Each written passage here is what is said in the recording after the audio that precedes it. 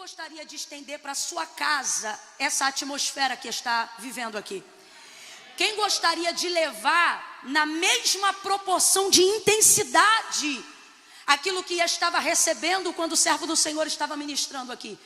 A nossa vontade, se pudéssemos transferir esse ambiente ou estendermos em largas grades de hora a unção, o poder, o avivamento, o quebrantamento, aquele choro, aquele pranto que muitas vezes invade a nossa alma, e a gente sabe que é a presença do Senhor de maneira imponente, como um rio que corre para o mar e não pode ser parada. A gente não quer parar aquele choro, a gente não quer parar aquela vontade. Inclusive, são em momentos como esse que a gente faz votos dos quais às vezes nem dá conta de pagar, porque a gente está tão motivado, a gente está tão focado. E eu tenho certeza que tem pessoas aqui que já prometeram coisas ao Senhor, já firmaram propósitos com o Senhor, até porque essa atmosfera é favorável para isso, para que você comprometa-se. Só que quando isso aqui acaba, a atmosfera não é mais a mesma. Só fica você e a sua carne que quer poupar energia. Só fica você e a sua carne que tem prazer no descanso. Só fica você e a sua carne dizendo que lê a Bíblia que nada, vai maratonar aquela série que você não viu ainda. Só fica a sua carne dizendo, ou você acha que na segunda-feira sua carne vai dizer, entra para o quarto, fecha a porta e entrega pelo menos 1 hora de oração para Deus. Não, ela vai dizer, sabe o que? Dorme, você está cansado, retiro, liga a televisão, um balde de pipoca e cai dentro. É isso que a sua carne vai dizer para você, sabe por quê? A carne não opera voluntariamente para Deus bem algum. Tudo que ela faz, que se reverte para a glória de Deus e edificação da nossa alma, é por imposição ou impelimento do Espírito Santo, que trabalha como cooperador, te convencendo daquilo que faz bem para você. Porque como disse Salomão, o que faz bem para você não é a carne. Olha o que ele disse, se o Espírito estiver de pé, ele animará todo o corpo. João, irmãos, Evangelho de Jesus segundo escreveu João,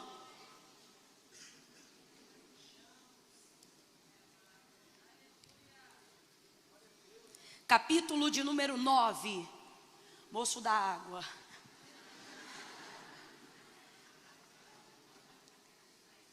Fica aqui que eu vou te devolver o copo.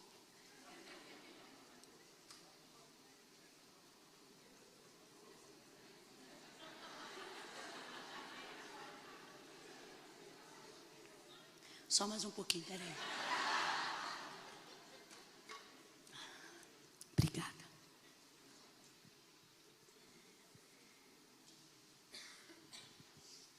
João capítulo 9.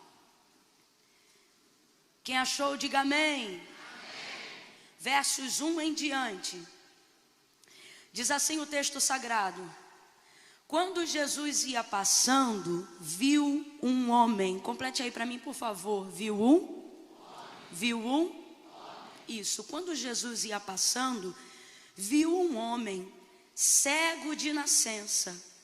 E os seus discípulos, ou os discípulos de Jesus, lhe perguntaram, Rabi, mestre, quem pecou?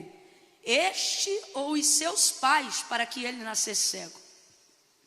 E Jesus respondendo disse, nem ele pecou, nem os seus pais, mas isto aconteceu para que nele se manifestem as obras de Deus.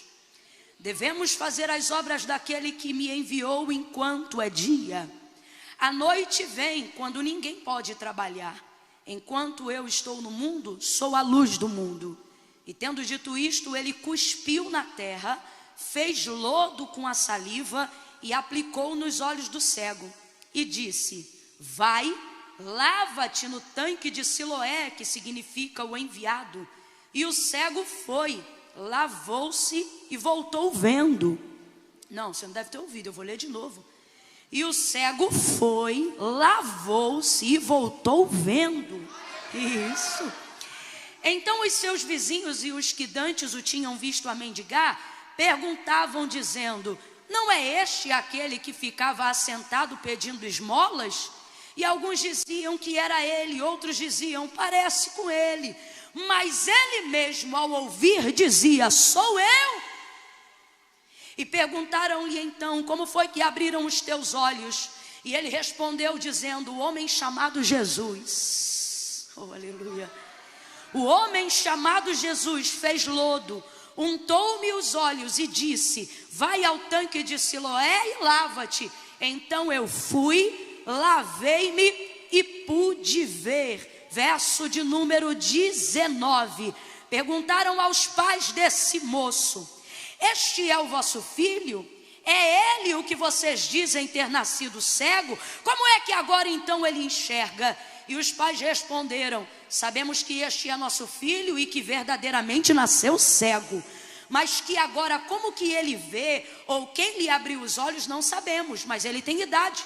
Pergunte para ele e ele falará por si próprio.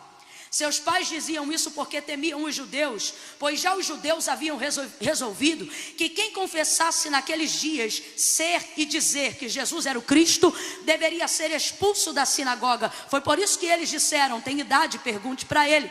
Chamaram então o homem que havia sido dantes cego pela segunda vez e disseram para ele: dá glória a Deus, porque sabemos que esse que tu dizes que te curou, ele é pecador. E respondendo o homem disse: se é pecador ou não, eu não sei. De uma coisa eu sei, que eu era cego e agora vejo. Oh, diga amém por essa palavra. Diga glória a Deus por essa palavra. Oh, glória a Jesus, aleluia. Botar despertador aqui, porque vira vigília fácil. Oh, glória a Jesus, aleluia, aleluia. Eu estava ali sentada, me lembrando da minha mocidade, que tem pouquíssimo tempo. E eu estava ali pensando, como quando conheci Jesus e quando conheci o seu amor, porque eu não nasci num lar cristão, eu fiquei, o que eu digo, né, para o pessoal lá de casa, e quem me conhece dessa época sabe, eu fiquei maluca no Senhor. O que é maluca no Senhor? É quando você topa toda loucura, você está tão apaixonado por Jesus que você não mede nada. Algumas pessoas chamam isso de primeiro amor, mas eu na verdade estou nesse único amor até hoje. Eu de verdade tenho pedido a Deus para amá-lo cada dia mais, nunca menos.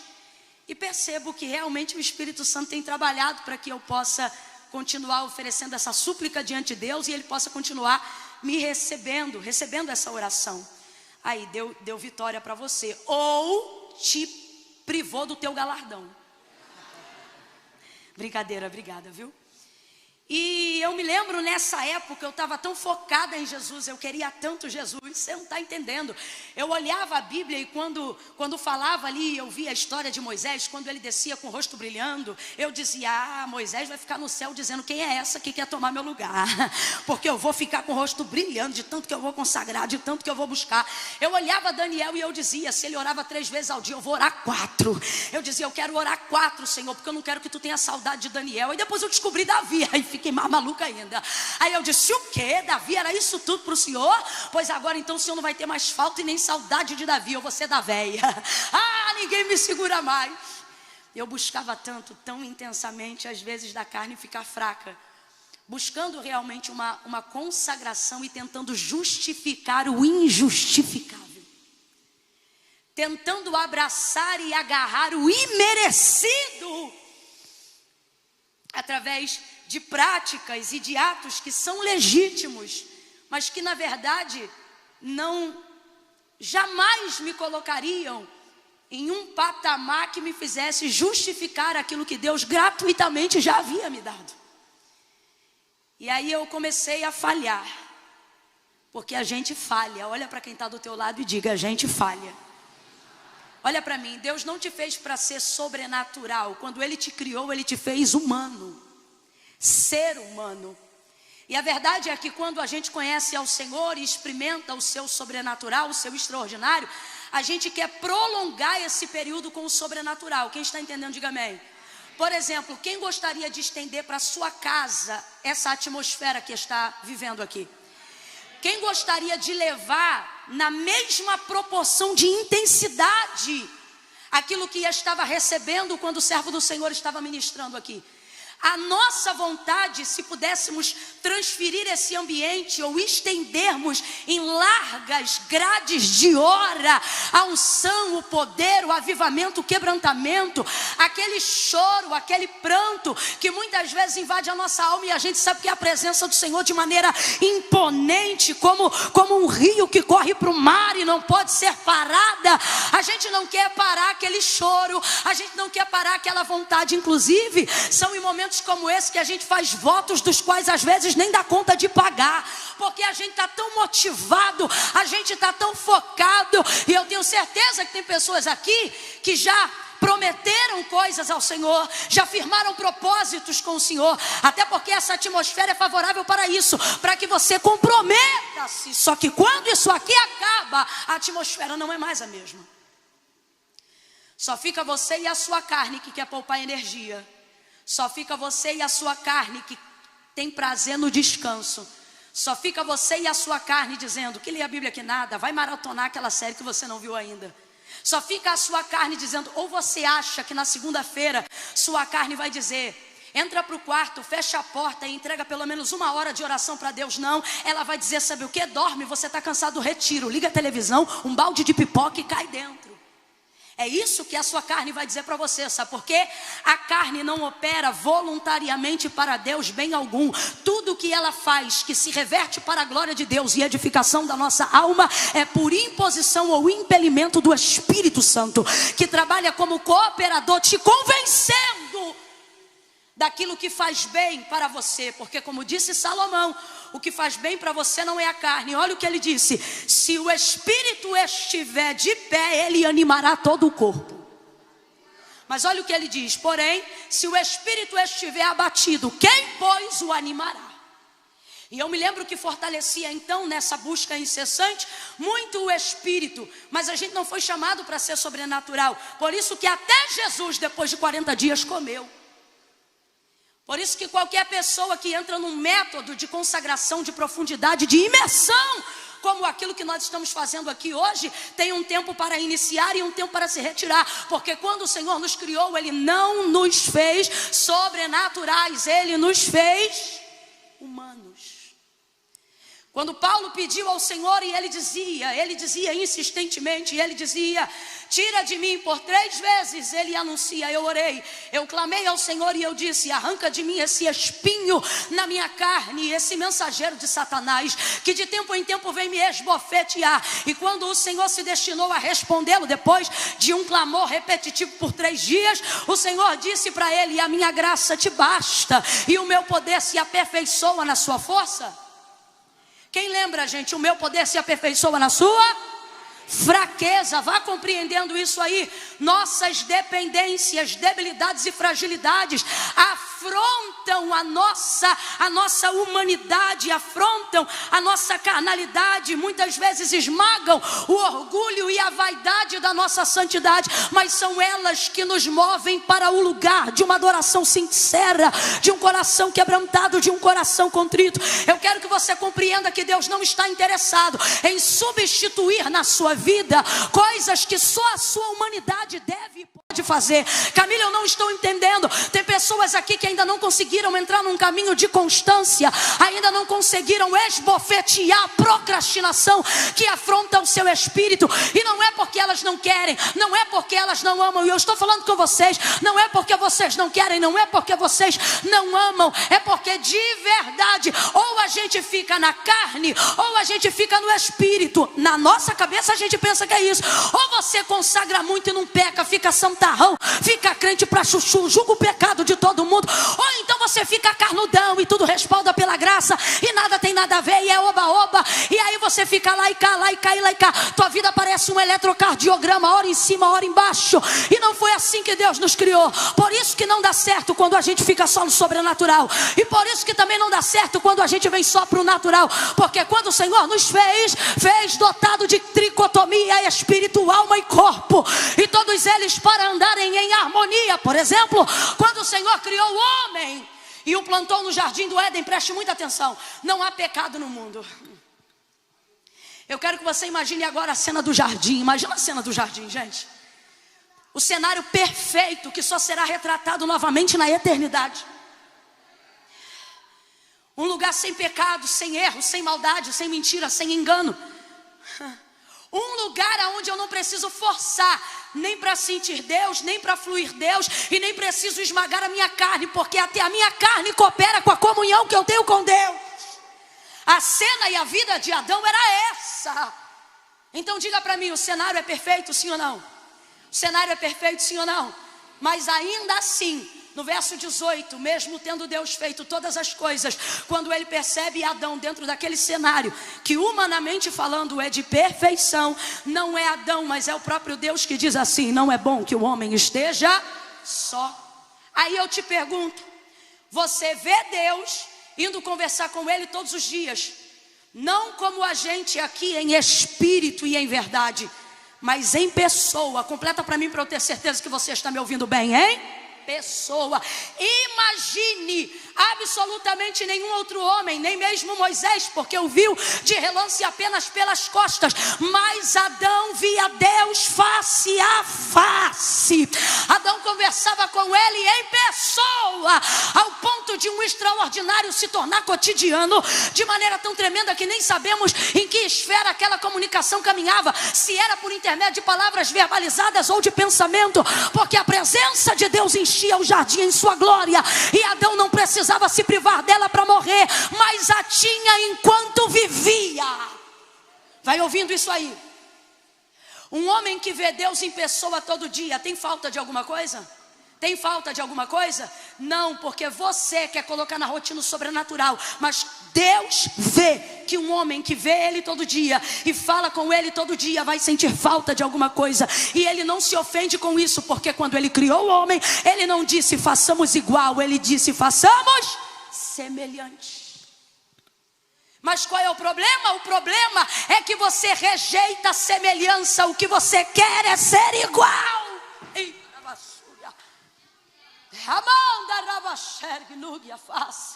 A gente quer ser igual. A gente não percebe que quer ser igual, porque ninguém aqui em sã consciência quer tocar na glória de Deus. Mas por que eu estou dizendo que ainda assim a gente quer ser igual? Não admitimos nossas fraquezas, não perdoamos os nossos fracassos, colocamos a nossa consciência com uma culpa tão grande que não falamos com Deus depois de um tempo sem falarmos com Ele, porque sentimos vergonha, dizendo eu deveria buscar mais a Deus, eu deveria estar mais na presença de Deus, mas como eu já estou tanto tempo sem falar com Deus, eu tenho vergonha de falar com Ele, e pensa que isso é consciência, quando na verdade é a sua consciência de culpa, te culpando e te punindo, porque Deus perdoa, Deus te quer de volta, Deus te chama pelo nome, porém você não admite ser tão falho, porque Deus é tão perfeito que Ele merece o teu melhor, e aí por você não me conseguir entregar a régua do teu melhor, você tem se distanciado cada dia mais, porque você pensa que essa culpa é o suficiente para estabelecer uma sentença de afastamento de Deus. Aí você pensa que quem se aproxima mesmo culpado é sem vergonha. Não é sem vergonha, é alguém que está entendendo que a culpa não muda nada, mas o arrependimento e a confissão muda tudo. É alguém que se aceita, é alguém que compreende que realmente é falho. E a palavra de Deus é muito clara: um coração contrito e quebrantado não desprezará o Senhor. E por que eu estou falando isso ainda antes de entrar no texto sagrado? E tem tudo a ver, porque quantos de nós estamos deixando de viver em intensidade, em profundidade com Deus, porque achamos que a nossa humanidade e a nossa natureza criada por Deus nos afasta dele, quando na verdade era isso que Deus ia encontrar-se com Adão todos os dias. Ele vê Deus, Deus o vê, e ainda assim ele diz: não é bom que o homem esteja só. E por que então o Senhor entrega uma esposa para ele, uma mulher para ele? Porque o Senhor sabe que existem áreas da vida de Adão que, nem sendo ele Deus, ele preencherá. E por que não preencherá? Porque não o cabe, porque Deus não o fez igual, Deus o fez semelhante. Então quem está criando problema com isso é você. E por que eu estou dizendo isso? Porque Deus conhece a nossa humanidade, e através da nossa humanidade usará caminhos para melhorar e estreitar o relacionamento conosco. Suas fraquezas não determinam seu fim, elas determinam apenas o ponto de partida de por onde Deus começa a agir. A Bíblia é clara texto diz que Jesus ia passando, e passando viu um homem. Complete aí para mim, por favor. Passando ele viu um. Só que quando os discípulos perguntam imediatamente, vendo que Jesus parou para observá-lo, imediatamente a vida do homem vira tese teológica. E eles começam a perguntar: Rabi, quem pecou? Este ou os seus pais, para que ele nascesse cego? Completa aí, igreja, para que ele nascesse. Então veja, onde todo mundo vê apenas um cego, aonde todo mundo vê apenas a deficiência de um homem, Jesus não vê o que ele tem. O que ele tem? Deficiência.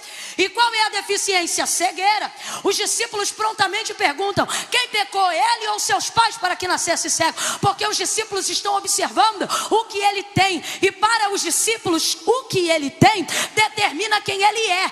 Ele é esmoleiro porque tem cegueira. Tem cegueira, é esmoleiro, deve ter pecado. Rabi, quem pecou? Este ou seus pais, para que nascesse cego? Veja, eles só observam o que ele tem, e só observam o que ele faz em razão do que ele tem. Se fosse o texto dizendo que eram os discípulos que estavam passando, ao invés de ser Jesus, certamente estaria escrito assim: quando os discípulos estavam passando, viram um cego.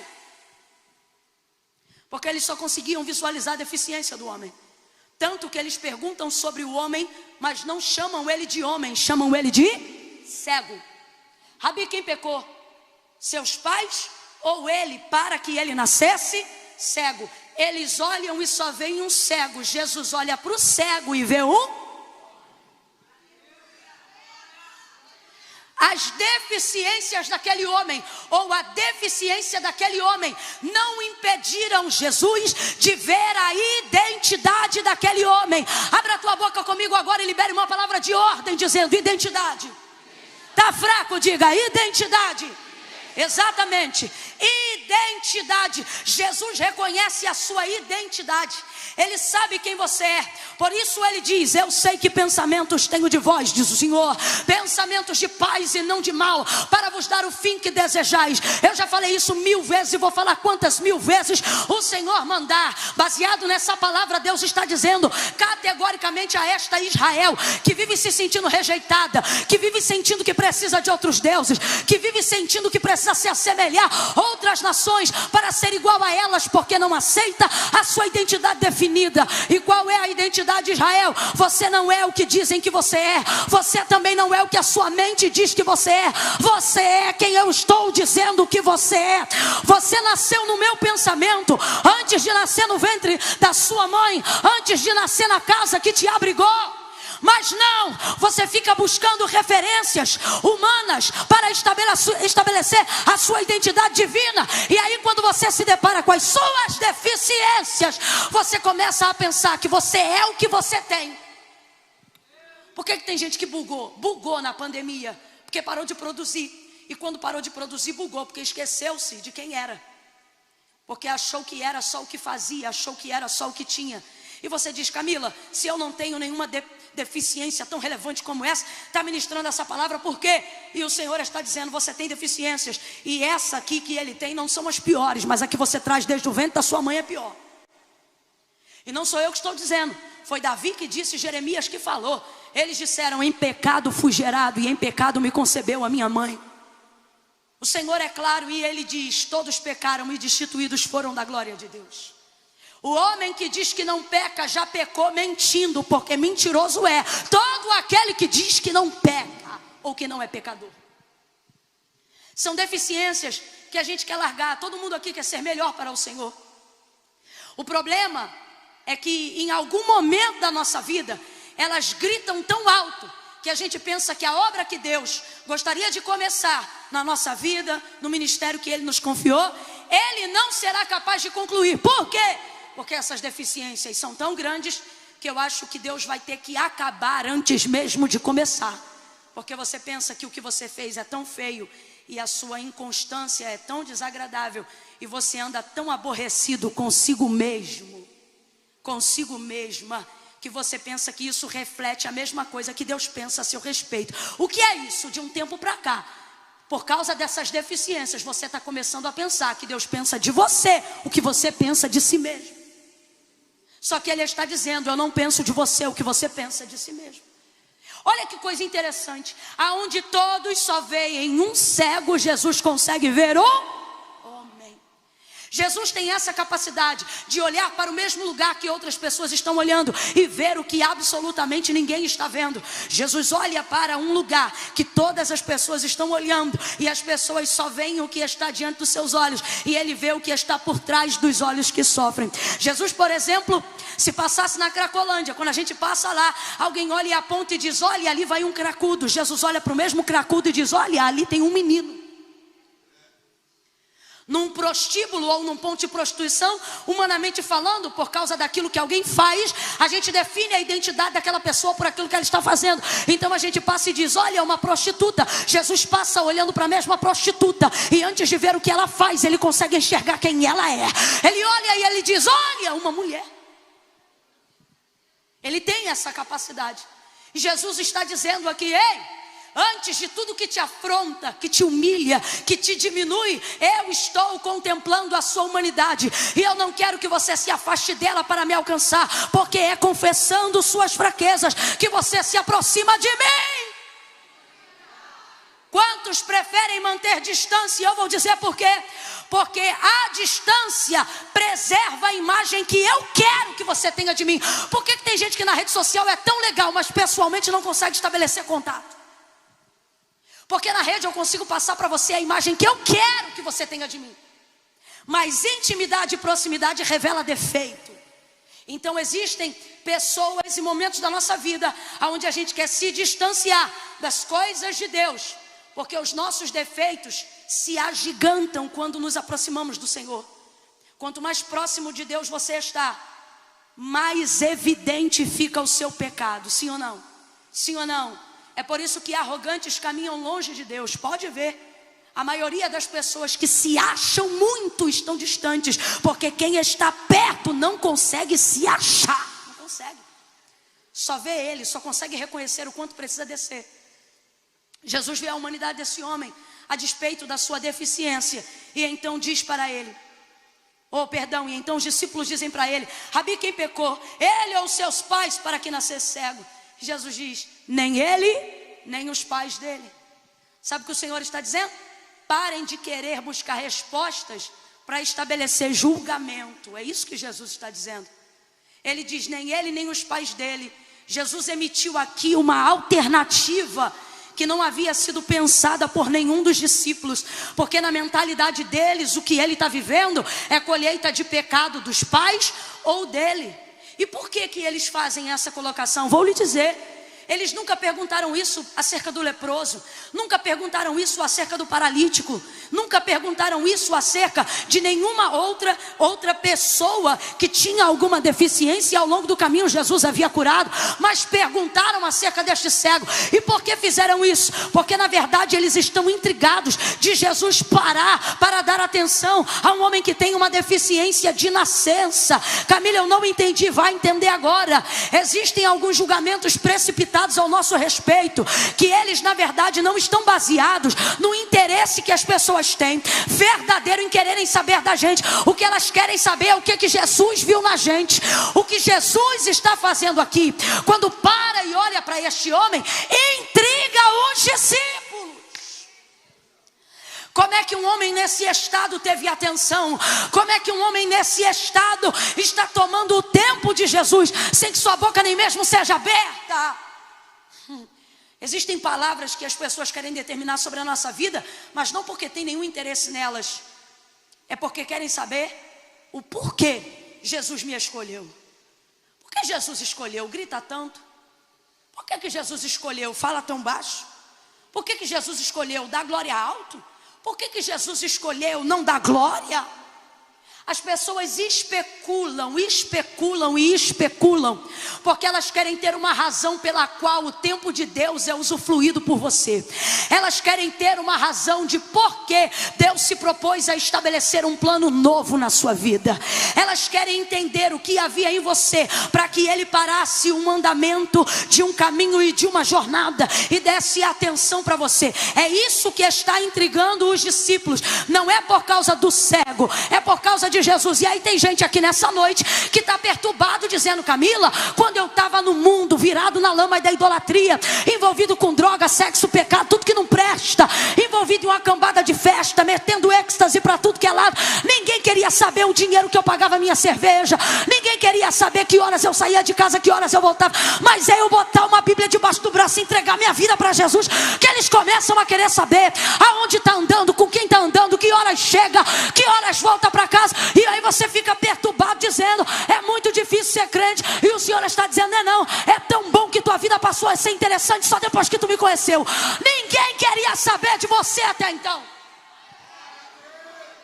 Falando aqui nessa atmosfera é bom, mas vivendo isso no dia a dia é o aço, irmão.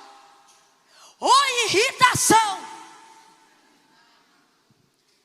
Querem saber e especulam. Olha para quem está do teu lado e diga: estão especulando você.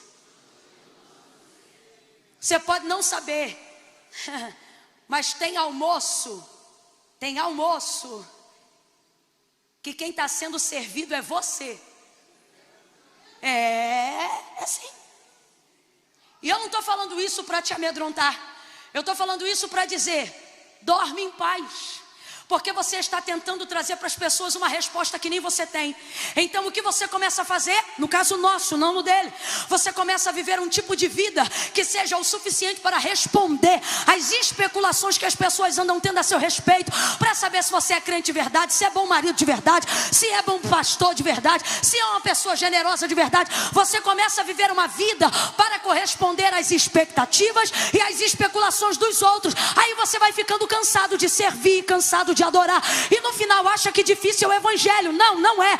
Difícil é que você percebeu que por causa da perseguição e da especulação, você começou a usar toda a sua energia, toda a sua devoção para ter status social de santidade e tentar calar a boca do povo com teu testemunho, e isso está te esgotando. Deus me trouxe aqui nessa noite para dizer: você não tem a resposta que eles procuram. Você não tem obrigação de corresponder à expectativa de nenhum especulador. Usa a tua energia para me adorar em espírito e em verdade. Não foi você que parou e olhou para mim, fui eu que parei e olhei para você. João capítulo 15. Olha para quem está do teu lado e diga assim: você está cansado? Diga: está cansado? Não é de culto, é de tentar dar resposta. Você não está cansado de ministério. Você está cansado de ter que se esforçar para mostrar que a unção é verdadeira. Você não está cansado da palavra. Não. Você está cansado porque está usando tudo que Deus te deu para servir a Ele, servindo às expectativas que estão sendo debruçadas sobre você, de gente que emoldura você dentro de um lugar onde nem eles se colocam. E você acha que tem que atender essas expectativas. É disso que você está cansado. Só que a exemplo da vida do cego, nós vamos sair daqui nessa noite entendendo o que Jesus explicou. E João escreveu no capítulo 15, quando ele disse: não fostes vós. Olha o que o texto diz: e passando Jesus, viu um homem. Então presta atenção, o homem era cego. Passando Jesus, viu um homem. Quem viu quem? Jesus viu quem? E o homem era... podia ver a Cristo? Então quem viu quem? Quem viu quem? Jesus está dizendo: você quer dar através da sua vida respostas que só eu posso dar, porque quem te escolheu fui eu. Quem sabe o motivo pelo qual eu te escolhi fui eu. Não fostes vós que escolhestes a mim, mas eu que vos escolhi a vós. Fala a verdade, fala a verdade. Você também não sabe o que ele viu. Fala sério. Não sabe o que ele viu. Tem coisas que só a eternidade vai revelar. A canção que o irmão Wesley cantou aqui, ele disse que tem sido a canção da vida dele, tem sido a canção da minha vida há mais de 30 dias. E é interessante que eu fui capturada por essa canção, não só pela melodia, harmonia maravilhosa, voz impecável, mas por uma parte que diz desprezível. E eu comecei a perceber que realmente eu não fluiria em nenhuma outra coisa senão no chamado do Senhor. E aí o Senhor começou a me lembrar dizendo: eu não te escolhi porque você era boa, eu te escolhi porque se eu não te escolhesse ninguém te escolheria, porque você era desprezível. Então como é que eu vou responder a indagação de pessoas que especulam e criam julgamentos precipitados a meu e a seu respeito, se eu também não tenho essa resposta? Eu não vou mais me martirizar. E Deus trouxe gente hoje aqui para dizer: eu não quero você se martirizando. Eu não quero você em conversa fiada de WhatsApp. Eu não quero ver você batendo boca em Facebook. Eu não quero ver você printando coisa e mandando pelo direct para tentar explicar isso ou aquilo. O Senhor está dizendo a quem tem ouvidos aqui, para que possa ouvir. Ele está dizendo: pare, porque essas indagações não são sobre você, mas são sobre aquilo que eu vi em você. Agora tem uma coisa boa, e se eu fosse você, começava a reagir debaixo dessa palavra, porque quando eles perguntam, ou foi ele ou foi os pais, Jesus chega dizendo: nem ele nem os pais, isto aconteceu para que a obra do meu Pai se manifeste aqui na terra. Sabe o que ele está dizendo? Isso não é sobre ele, nem sobre os que vieram antes dele, isso é sobre Deus, isso é sobre Deus, porque dele, por ele, nele e para ele são todas as coisas. Oh, aleluia! Nem ele nem os pais, só aconteceu para se manifestar nele a obra do meu Pai. Aí ele cospe, faz lama, lodo e aplica nos olhos do cego. Vamos embora lá, aplica onde? Aonde? Aplica nos olhos do cego. Aplicou nos braços, nas pernas, somente na área da deficiência. Jesus faz isso por aproximação. Preste muita atenção.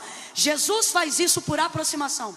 Quando a cura começa por aproximação, você não pode permitir com que aquilo que você carrega, com que a deficiência que faz você se sentir humilhado, te afaste dele. Ainda que envergonhado, ainda que constrangido, você precisa se aproximar, porque a cura começa na aproximação. Deus está dizendo a alguém aqui nessa noite: chegue mais perto. Chegue mais perto. E você diz: Camila, eu sinto que não posso chegar mais perto. Algumas pessoas aqui que estão como Gideão, algumas pessoas aqui estão como Eliseu, se aproximando tanto da glória de Deus que ao invés de pensar que vai receber algo para viver, estão achando que vão morrer. Meu pai, carros de Israel e seus cavaleiros, porque a glória de Deus assusta. Por que disseram a Moisés: vai você? Vendo a manifestação de Deus no Sinai, porque a glória de Deus não só maravilha, ela também assombra. E tem gente que está vivendo só o período do assombramento, do quão terrível é este lugar. E o Senhor está dizendo: esse lugar é terrível, mas é também maravilhoso. Esse lugar é terrível, mas é também curador. Este lugar é terrível, ele confronta, mas ele também é restaurador. Eu não sei para quem, mas Deus está dizendo nessa noite para alguém: chegue mais perto. Camila, como é que eu vou chegar mais perto? Eu estou morando com um homem que eu não sou casada. Assim diz o Senhor: chega mais perto. Camila, como é que eu vou chegar mais perto? Eu estou envolvido numa dívida do tráfico, onde eu tenho que distribuir ainda 100 gramas esse mês para pagar a dívida de um rolo que eu entrei. Pois diz o Senhor: com grama, 100 gramas, seja você o fornecedor, chegue mais perto. Como que eu vou chegar mais perto nessa condição? Jesus não disse: se arruma e vem. Ele disse: vinde a mim todos vós que estáis cansados, oprimidos, sobrecarregados. Ele não disse: se conserta e vem. Sabe por que ele não disse isso? Porque ele sabe que só ele é o dom do conserto carpinteiro perfeito. Por isso ele disse: porque sem mim nada podeis fazer. Então tem que vir do jeito que está.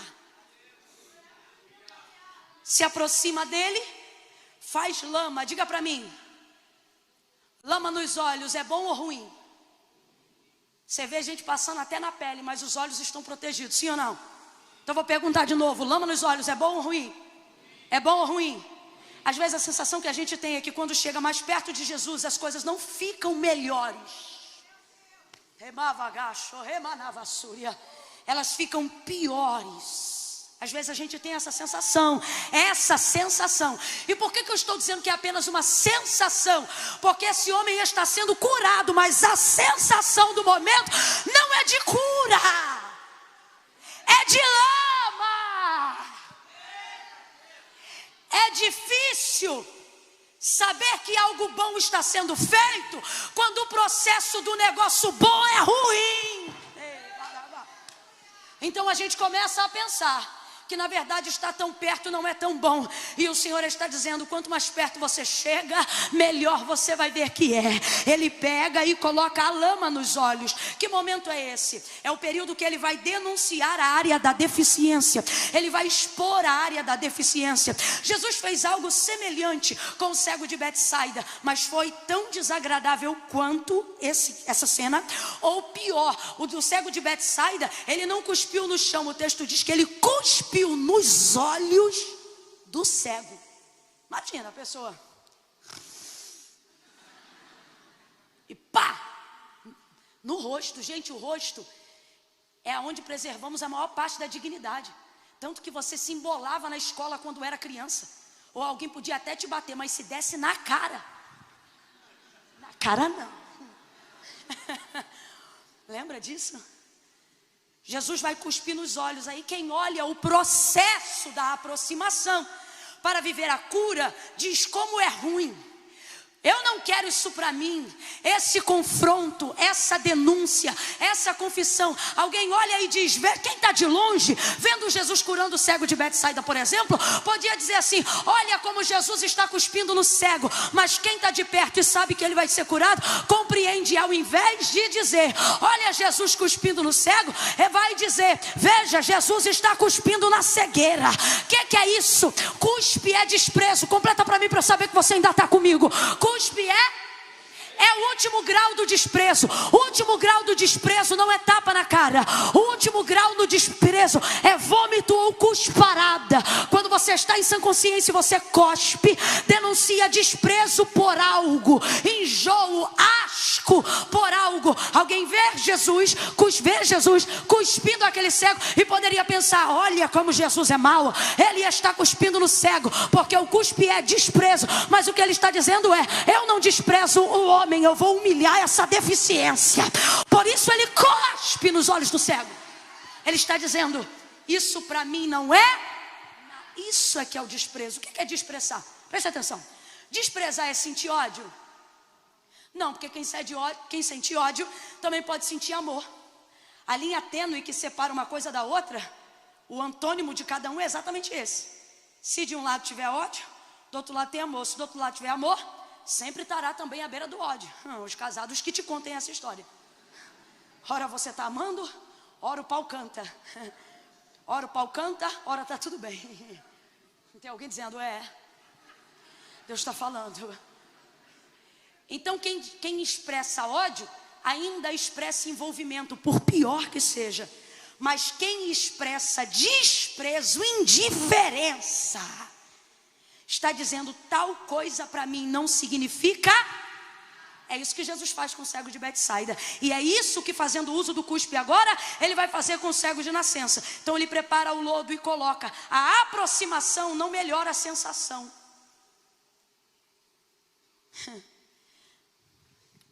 Só que o momento da lama vai passar, o da visão não.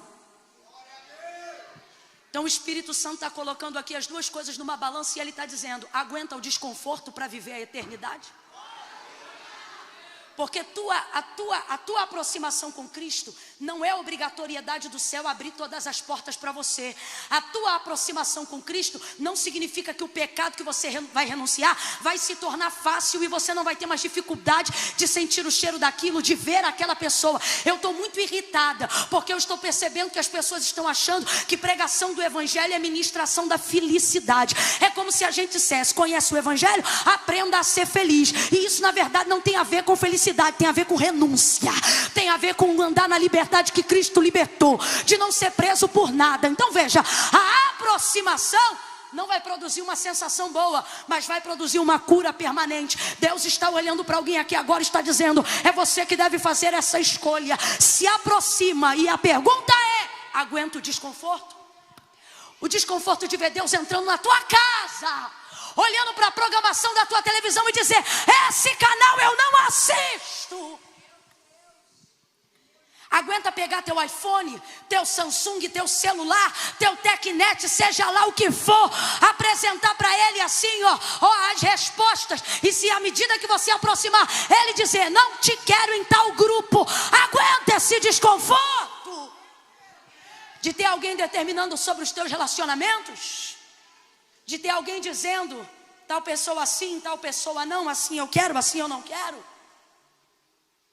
Agora, se isso vale algo permanente que não pode ser removido, nem por julgamento e nem circunstância nenhuma, Deus está me autorizando a dizer, você então já deveria ter feito. Jogou a lama, e aí ele joga a lama e diz assim, vai no tanque de Siloé e lava-te. Vamos lá, Jesus jogou a lama. Vamos botar a lama aqui? Jesus jogou a... Vem, gente, Jesus jogou a... Mas quem jogou a água? Cego. A lama foi com Jesus, mas a água... Isso aqui é um milagre participativo. Olha o que Jesus está dizendo. Vou fazer aquilo que só eu posso. Você vai lá e faz o que você pode. Caiu um lenço aí. Ele vai até o tanque de Siloé e lava o rosto. Ouça isso. Ele vai até o tanque de Siloé e lava o rosto. Quando ele lava o rosto, ele percebe que ele está enxergando. Provavelmente as primeiras coisas que ele vê, ou é o próprio reflexo de seu rosto na água. Imagine alguém que nasceu desde que se entende por gente, mas não se conhece. Eu acho que antes de querer ver qualquer pessoa, ele gostaria de ver. Nenhuma curiosidade seria maior do que essa. Sim ou não? Não é narcisismo, é uma necessidade. E essa é uma das formas de Jesus curar.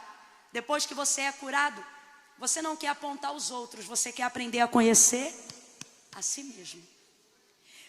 Jesus então joga a lama, ele joga a água, ele começa a se lavar. Provavelmente em seguida deve ter visto as suas mãos, não sei. Eu sei de uma coisa. Esse homem passa a saber que está enxergando, mas preste atenção e tente responder com a maior objetividade possível.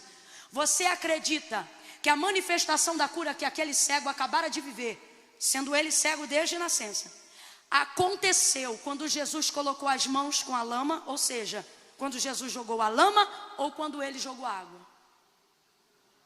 Você acha que a cura aconteceu quando ele jogou a água? Vou perguntar de novo. Você acha que este homem foi curado imediatamente? Em que momento? Quando jogou a água ou quando Jesus? Não me irrita não. Ou quando Jesus jogou a lama? Agora, quem curou ele? A lama ou Jesus? A lama ou Jesus? Só um cura, gente. O restante medica. Curar, só um cura. Então quem curou ele? E em que momento ele foi curado? Quando Jesus jogou a lama nos olhos do cego, imediatamente ele foi curado, porque quem cura é Jesus. Só que ele não podia ver e não tinha nem reflexo de luz. Quando você fecha os olhos, você percebe que tem luz? Sim ou não? Sim ou não? Sim ou não? Se não percebeu, procure um oftalmo, tem alguma coisa errada. Toda a pálpebra fechada tem reflexo de luz, ainda que a retina esteja bloqueada, fechada.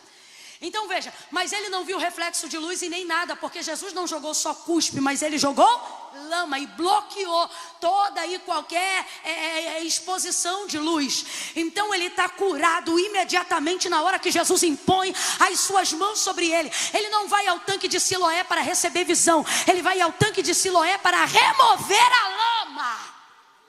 A cura, quem fez foi Jesus. E fez na hora que tocou. Aleluia. Mas o cego não sabe que está curado. Mas eu e você conhecemos o texto, responda aí. Está curado ou não está? Está curado ou não está? Mas ele ainda não? Então ele não vai ao tanque de Siloé para ser curado. Ele vai ao tanque de Siloé para saber que já foi curado. Escute isso. Agora vamos aqui imaginar uma cena. Imagine que Jesus jogou lama nos olhos dele por volta das 10 horas da manhã. E ele já no caminho, cansado, pensou: quando der meio-dia eu vou lá. Ele estaria curado desde as, mas só iria saber?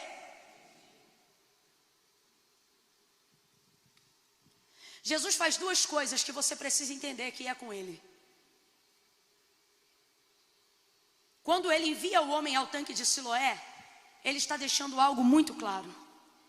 Ele está dizendo: quando você vive o desconforto da aproximação, da lama, da denúncia, da confissão da sua deficiência ou do seu erro, eu exponho mesmo esse erro, eu te confronto, eu te ensino, eu te exorto, eu te disciplino, eu te constranjo, e eu faço isso porque eu te amo.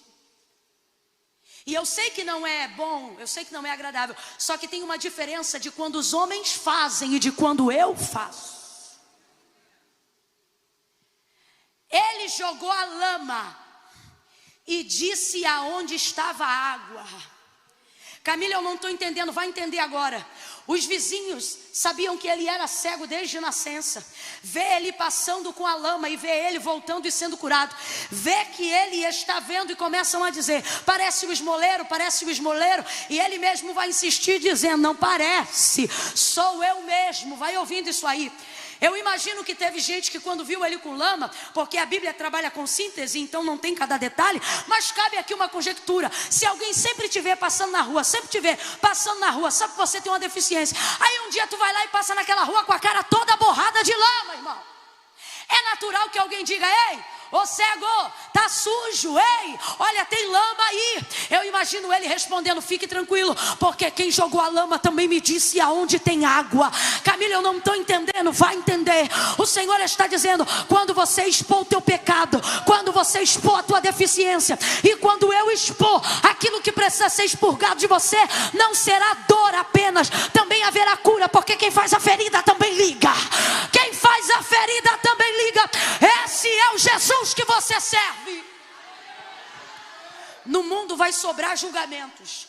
Olha o que ele fez, olha o que ela faz, olha quem ele é. Jesus está dizendo: se foi eu que joguei lama, eu sempre vou te dizer aonde está a água. Sabe o que ele está dizendo? Jamais eu vou apontar um pecado seu sem te dizer aonde está o perdão para esse pecado. Jamais, jamais eu vou te confrontar com um erro seu sem te dizer aonde está a forma de acertar aonde você errou. Esse homem volta, lava, e quando ele lava, ele percebe que ele já está curado. É uma bagunça, um burburinho começa. E começam então a dizer: como é que você foi curado? Porque ele dizia: sou eu mesmo. Ele dizia: sou eu mesmo. Wesley, eu posso chamar os rapazes que estão com você para me ajudar a encerrar? Vocês podem me ajudar aqui? Ele voltou enxergando, e ao invés de dizerem, ouça isso: olha, ele está enxergando, eles diziam: parece o esmoleiro. Gente, foca aqui na cena. Vamos supor que esse homem tem uns 40 anos de idade. Vamos supor. Ele é conhecido dos seus vizinhos há 40 anos como cego. Um dia esse homem aparece enxergando. O povo está olhando para ele, e ao invés de dizer: é o cego que está enxergando, eles dizem: é o esmoleiro. Por que esse homem era esmoleiro? Porque o levirato impunha a quem tinha uma deficiência, vamos dizer aqui dentro da nossa CLT, né, que não tivesse carteira assinada. Por isso eles dependiam de esmola. Mas o que no Novo Testamento a gente chama de esmola, no hebraico, na lei do levirato, chama-se nedavá. Desculpa a pronúncia, mas eu não sei falar hebraico. Significa oferta da mão direita, ou algo semelhante. Por isso que Pedro se constrange. O milagre da Porta Formosa, não é Pedro dizendo não vou dar, é Pedro constrangido por de verdade não ter, porque a lei colocava essas pessoas numa condição de auxílio, e quem fosse bom cristão, quem fosse bom servidor da lei, jamais poderia negar a nedavá. Então ele fica constrangido com o que não tem, e por isso um milagre é provocado na Porta Formosa. Então por que esse homem é um esmoleiro? Eu vou falar rasgado. Não é porque ele é um displicente, não é porque ele é um negligente, é porque a lei impõe que ele não trabalhe e que ele seja subsidiado por aqueles que praticam justiça. Entenda, é uma situação difícil contar com a ajuda do outro e com o que o outro espera que eu mereço receber. Então as pessoas humilhavam e não praticavam isso com a verdade que Moisés havia determinado a mando de Deus. E começam a dizer: não é o esmoleiro? Porque os discípulos só veem o que ele tem e a sociedade só vê o que ele faz. Mas Jesus sabe quem ele é.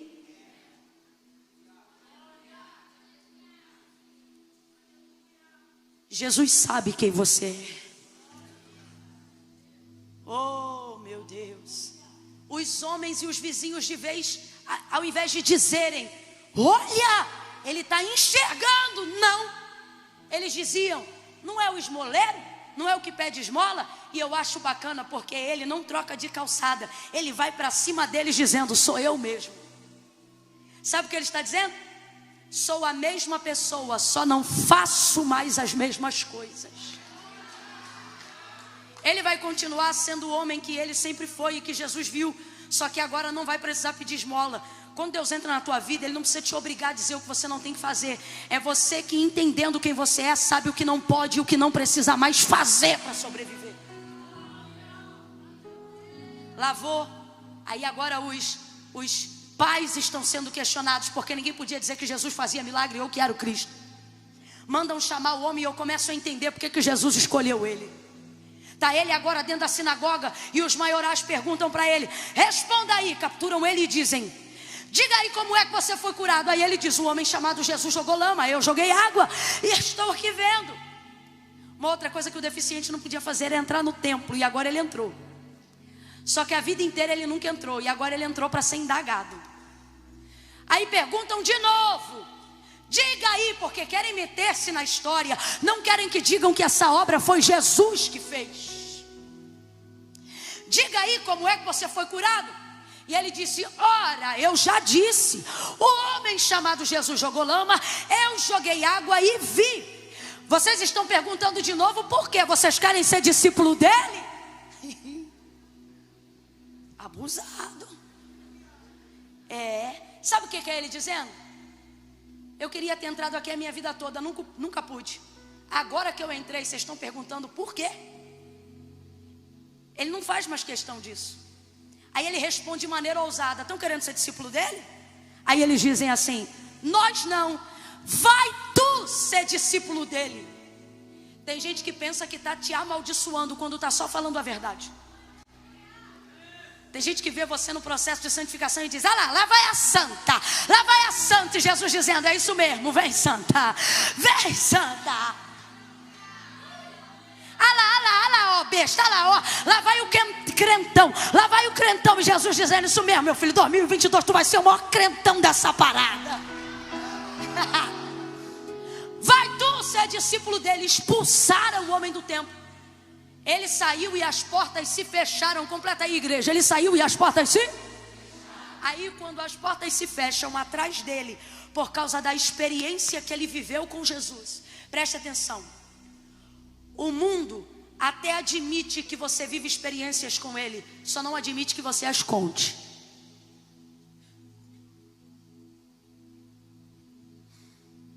Quando você conta essas experiências, automaticamente portas começam a se fechar. E às vezes são portas de lugares que a gente sempre quis entrar. Quando as portas da sinagoga atrás dele se fecham, há um homem esperando ele do outro lado da calçada. E este homem não é brincadeira não. Eu me lembro. Ele mesmo disse: eu sou a porta pela qual as ovelhas passam. Oh! Jesus está do outro lado esperando o homem. Entenda. Compartilhe a tua experiência com Deus, ainda que portas se fechem, porque você vai ver que o que Deus tem para você é maior do que tudo que rejeitaram e tentaram impedir com que você vivesse até hoje, por causa da sua experiência. Quando ele chega do outro lado, Jesus está bem na frente dele. Mas responda para mim, ele sabe que é Jesus? Não, porque quando Jesus o curou, ele ainda era. E agora que ele está enxergando, não tem como identificá-lo. Aí Jesus vai fazer um negócio que eu amo, porque quando ele é bom, mas quando ele é terrível, ele é melhor ainda. Aí ele diz assim: homem, tu crê que o homem que te curou é o Filho do Deus vivo? Aí o sonso, que é o homem, para ter certeza, ele diz: como crerei se não sei quem é? Ele não sabia quem era a imagem, mas ele conhecia a voz. Só que ele quer ter. Homem, tu crê que o homem que te curou é o Filho do Deus vivo? Como crerei se não sei quem é? Jesus diz: sou eu que falo contigo. Ele diz: creio. Creu na hora porque Jesus estava falando? Não. Creu porque já havia tido uma experiência com o Senhor. Então agora ele está apenas confessando. Está apenas confessando. Eu acho isso aqui lindo, sabe por quê? Jesus viu ele quando ele ainda não via. Jesus amou ele quando ele ainda nem sabia quem era Jesus. Essa história não é só dele, é nossa também. Quem aqui sentiu que já era cuidado quando nem sabia que era Deus que cuidava? Quem aqui, se olhasse para trás da história da sua vida, poderia dizer: eu ainda não conhecia Jesus, mas pelo que eu passei, eu acho que ele já me via. Eu acho que ele já me conhecia. Pare de gastar sua energia para responder pessoas. Viva a sua experiência. Quem não viveu o que você está vivendo vai tentar diminuir tudo o que você está vivendo. Disseram: o homem que tu dizes que te curou é pecador. Eu acho lindo a resposta dele dizendo: se é pecador ou não, eu não sei. Sabe o que ele está dizendo? Quem fala do que não sabem são vocês. Eu estou falando do que eu vivi. Uma coisa eu sei. Meu Deus. Fica de pé agora. Fica de pé agora. Uma coisa eu sei. Bota a mão no seu coração aí, por gentileza.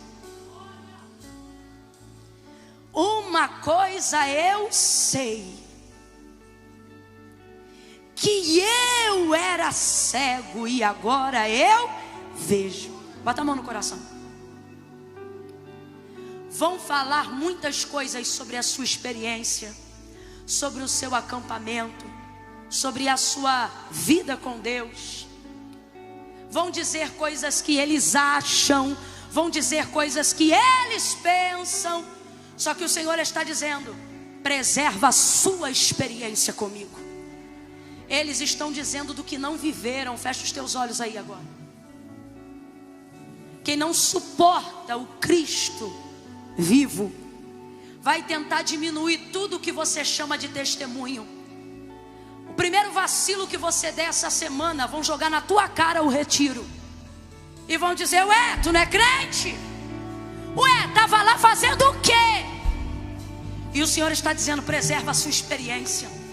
Porque eles vão falar do que não sentiram, eles vão falar do que não ouviram, eles vão falar do que não viveram, eles vão falar do que não sabem. Mas você estava lá, você viu a lama, você viu a cura, você viveu a experiência, você foi tocado aonde ninguém tocava, você foi ministrado aonde ninguém ministrava, você foi atraído pelo que ninguém podia ser, você teve a atenção dele sem fazer força. Vão tentar diminuir o ministério que ele te confiou, vão tentar diminuir a unção que ele te deu, vão tentar dizer que você é emocionado e que a palavra não tem poder sobre a sua vida.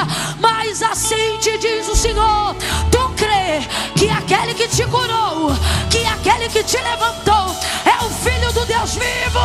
Nessa noite diga: eu creio, eu creio, eu creio. Jesus disse a certo homem uma vez: se tu podes crer, tudo é possível ao que crê. Me parece que nessa última noite, eu sei que não é o último dia, mas é a última noite, o Senhor quer blindar você, para que você não perca a sua experiência.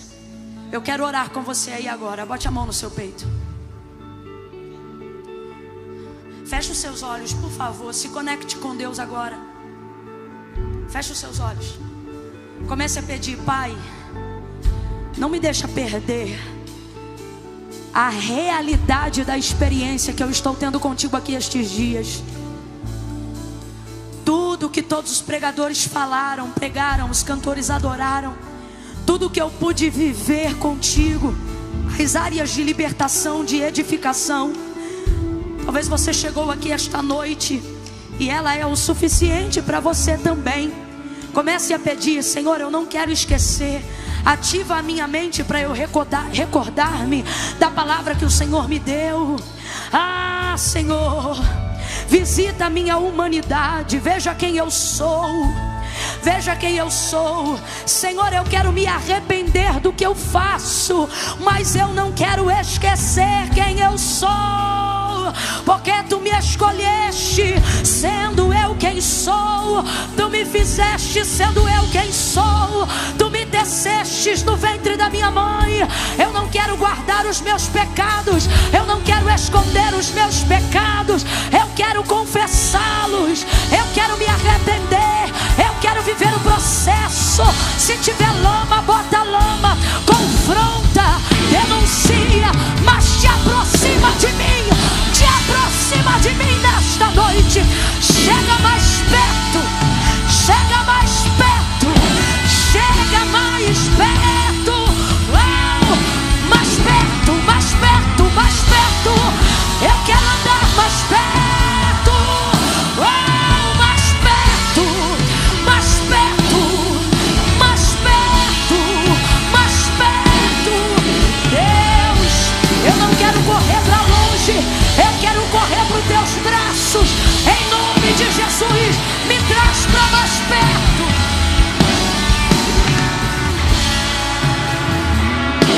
Ainda que isso doa, ainda que eu viva momentos desconfortáveis, ainda que a minha carne venha gemer, ainda que eu venha perder amizades, não há ninguém que eu queira ser mais íntima do que o Senhor.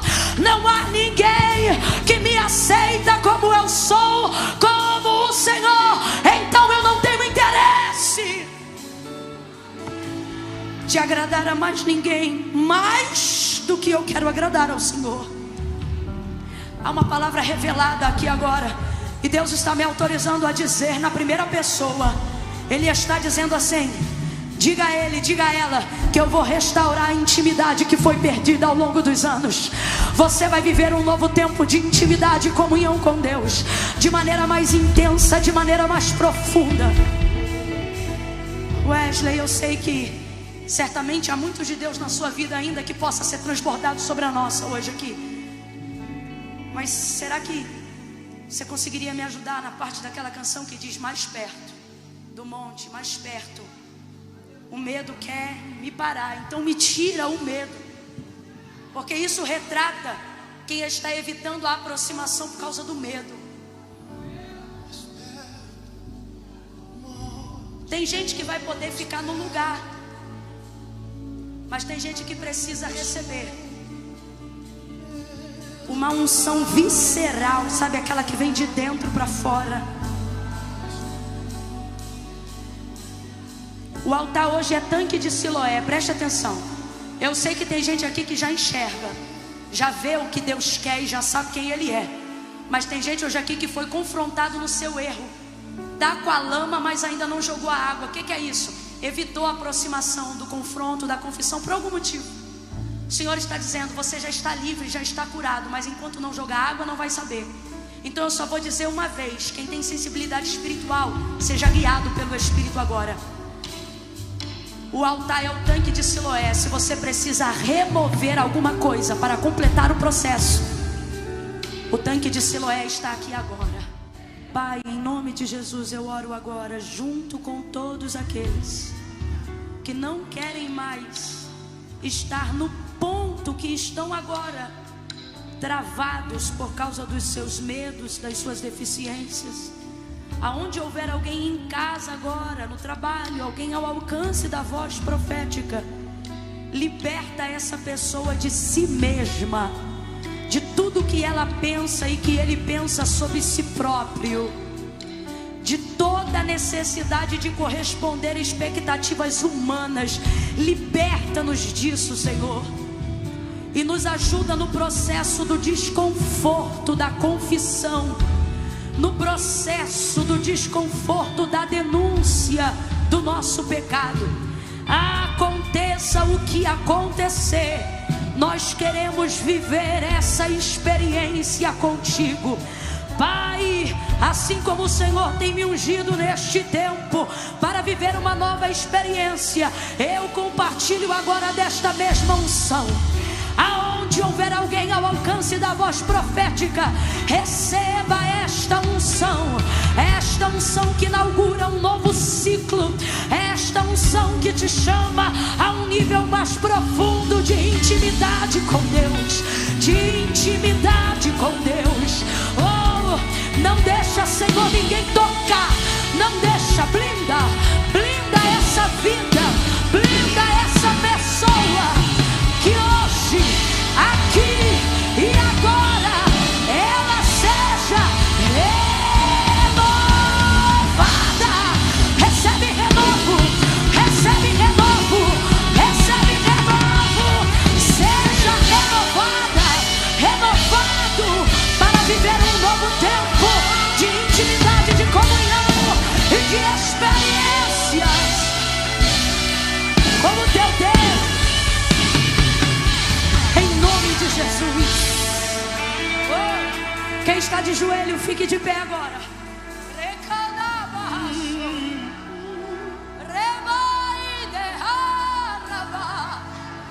Quem é batizado em línguas com o Espírito Santo e acredita na evidência do batismo, no falar em línguas, me escute.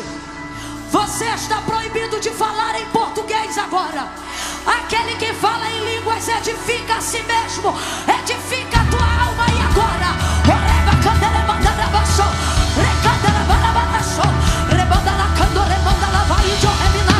quem não é batizado e deseja, recebe o batismo do Espírito Santo com fogo. Batiza Jesus, batiza Espírito Santo. Abre a tua boca, fale em outras línguas.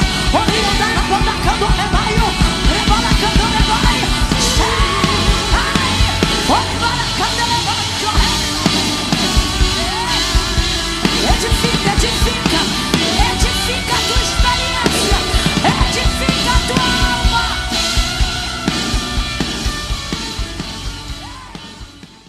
Eu profetizo vida sobre tua vida, bênção no teu ministério, milagre sobre você. Eu profetizo